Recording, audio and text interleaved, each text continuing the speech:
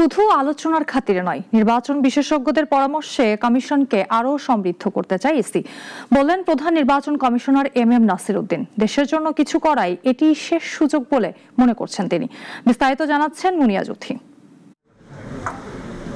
মঙ্গলবার আগারগাঁওয়ে নির্বাচন বিশেষজ্ঞদের সঙ্গে সংলাপে বসে কমিশন। সভায় উপস্থিত ছিলেন সাবেক সচিব, পর্যবেক্ষক ও নারী নেত্রীরা।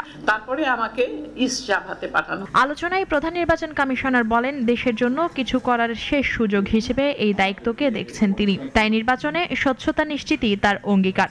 এটাকে যথাসম্ভব এটাকে ফুল প্রুফ করার চেষ্টা করতেছি। পারবো না পারি কিনা জানি না, আমাদের চেষ্টার কোনো ত্রুটি নেই যাতে, এবং এটা একটা লাক্সই একটা অপশন আমরা বের করেছি আমাদের বিশেষজ্ঞদের সহযোগিতায়।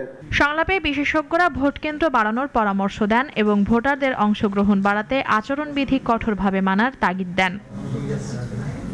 সিইসি বলেন, 21,30,000 মৃত ভোটার বাদ দেওয়া হয়েছে, পাশাপাশি 35 লাখ নতুন ভোটার যুক্ত হয়েছে।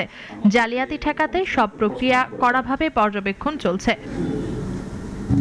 রাজনৈতিক নিরপেক্ষতা বজায় রেখে কমিশন সবার সহযোগিতা চান। এখানে সবার সহযোগিতা লাগবে। ইসি একার পক্ষে সম্ভব না, আপনারা ভালো জানেন, আপনারা ইসিতে কাজ করেছেন, ভালো ইসি একার পক্ষে সম্ভব না।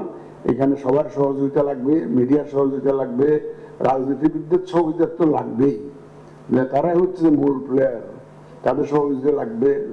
সর্বোপরি দেশের জনগণের সহযোগিতা লাগবে, সর্বস্তরের জনগণের সহযোগিতা লাগবে, এবং সবাইকে সাথে নিয়ে আমরা আগাতে চাই। কমিশনের প্রত্যাশা, এর মাধ্যমে জনগণ স্বাধীনভাবে ভোট দিতে পারবে এবং নির্বাচনের প্রতি আস্থা ফিরে পাবে।